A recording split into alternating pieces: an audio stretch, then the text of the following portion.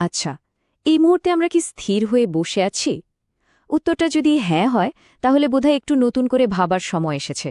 কারণ কি হবে যদি বলি, আমরা সবাই, এমনকি এই ঘরের প্রতিটি জিনিস, সবকিছু মহাকাশে প্রচণ্ড গতিতে ছুটে চলেছে। এই অদ্ভুত ধাঁধার মধ্যেই কিন্তু লুকিয়ে আছে আমাদের চারপাশের জগৎকে বোঝার এক নতুন চাবিকাঠি। চলুন আজ গতি আর স্থিতির এই রহস্যের গভীরে ডুব দেওয়া যাক। পদার্থবিজ্ঞানের এই একটা লাইন আমাদের চেনা জানার জগৎটাকেই যেন এক নাড়া দিয়ে দেয়। আর এটা কিন্তু কোনো দার্শনিক কথা নয়, বরং এটা মহাবিশ্বের একটা একেবারে মৌলিক নিয়ম। কিন্তু এর আসল মানেটা কি? কিভাবে কোনো কিছুই একেবারে স্থির বা গতিশীল হতে পারে না? চলুন এই রহস্যের সমাধান করা যাক।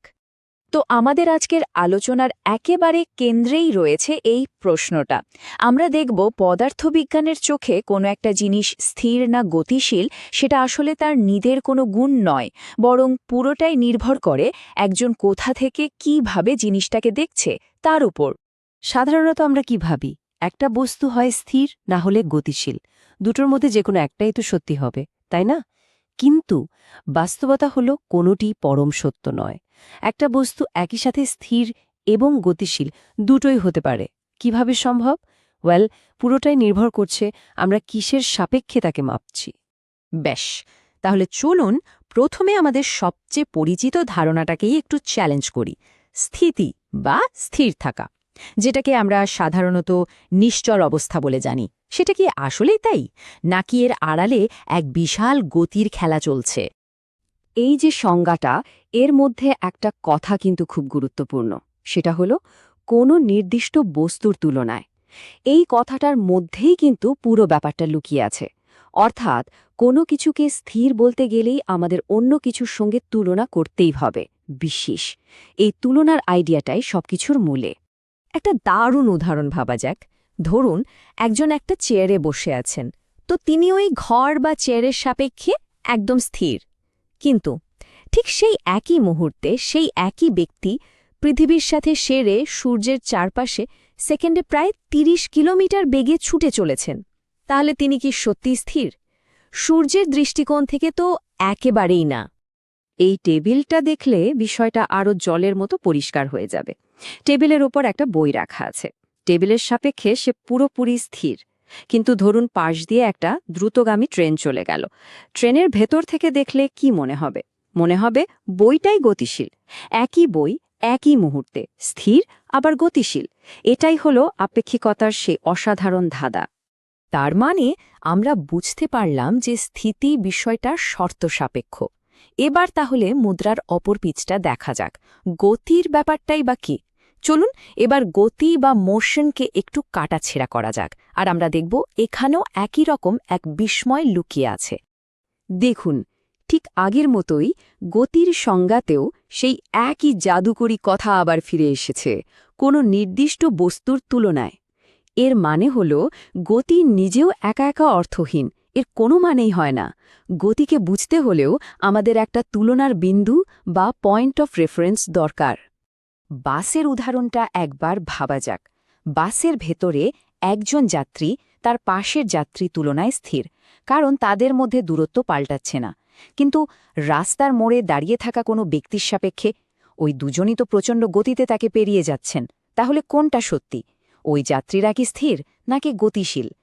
তাহলে আসল সত্যিটা কি? বস্তুটা কি শেষ পর্যন্ত স্থির নাকি গতিশীল? এতক্ষণে নিশ্চয়ই একটা বিষয় পরিষ্কার হয়ে গেছে, এই প্রশ্নের কোনো একক উত্তর নেই। কারণ প্রশ্নটা করাই আসলে ভুল, প্রশ্নটাই অসম্পূর্ণ। এই যে এতক্ষণের সব কনফিউশন, সব কন্ট্রাডিকশন, এর সমাধানের চাবিকাঠি এখন আমাদের সামনে। যে ধারণাটা এ পুরো ধাঁধার জট খুলে দেয়, পদার্থবিজ্ঞানের ভাষায় তাকেই বলা হয় রেফারেন্স ফ্রেম বা প্রসঙ্গ কাঠামো। রেফারেন্স ফ্রেম নামটা কঠিন শোনালেও ব্যাপারটা কিন্তু খুবই সোজা।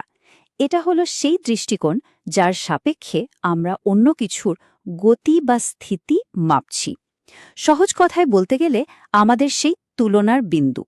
আমরা কোন রেফারেন্স ফ্রেম বেছে নিচ্ছি তার উপরেই নির্ভর করবে কোনো বস্তু স্থির নাকি গতিশীল বলে মনে হবে। একবার ভাবুন তো, আমরা দৈনন্দিন জীবনে কত রকম রেফারেন্স ফ্রেম ব্যবহার করি। পৃথিবী, চলন্ত ট্রেন, গাড়ি, এমনকি একজন পর্যবেক্ষক হিসেবে আমরা নিজেরাও একটা রেফারেন্স ফ্রেম। আর সবচেয়ে মজার ব্যাপার হলো, যখনই আমরা কিছুকে স্থির বা গতিশীল বলি, আমরা কিন্তু নিজের অজান্তেই এগুলোর কোনো একটা রেফারেন্স ফ্রেম ব্যবহার করে ফেলি। এই তুলনাটা দেখলে তো আর কোনো সন্দেহই থাকে না। ট্রেনের ভেতরের যাত্রীর রেফারেন্স ফ্রেমে তার পাশের যাত্রীর গতি 0, কিন্তু প্ল্যাটফর্মে দাঁড়ানো ব্যক্তির রেফারেন্স ফ্রেমে সেই একই যাত্রীর গতি ঘণ্টায় 60 কিলোমিটার। আর আসল কথাটা হলো, দুটোই সত্যি।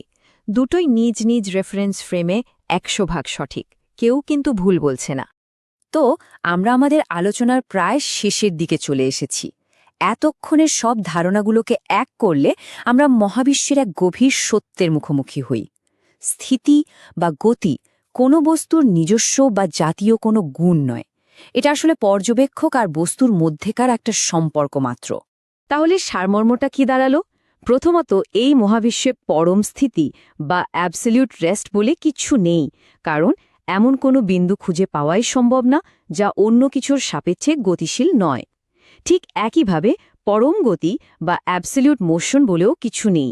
স্থিতি ও গতি দুটোই অর্থবহ হয় কেবল কোনো কিছুর সঙ্গে তুলনা করলে। আর ঠিক এই কারণে আমরা একদম শুরুতে যে লাইনটা দিয়ে আলোচনা শুরু করেছিলাম সেখানে ফিরে এলাম। এখন নিশ্চয়ই এই লাইনটার গভীরতা আরও ভালোভাবে বোঝা যাচ্ছে। এটা শুধু কয়েকটা শব্দ নয়, বরং এটা হলো মহাবিশ্বকে দেখার এক সম্পূর্ণ নতুন চশমা। আচ্ছা, শেষ করার আগে একটা প্রশ্ন রেখে যাই। যদি এই মহাবিশ্বে কোনো কিছুই সত্যি স্থির না থাকে, যদি আমরা সবাই প্রতিনিয়ত এই মহাজাগতিক গতির স্রোতে ভেসে চলি, তাহলে আমাদের চারপাশের জগৎটাকে দেখার দৃষ্টিভঙ্গিতে কি কোনো পরিবর্তন আসে? ব্যাপারটা কিন্তু ভাবার মতো।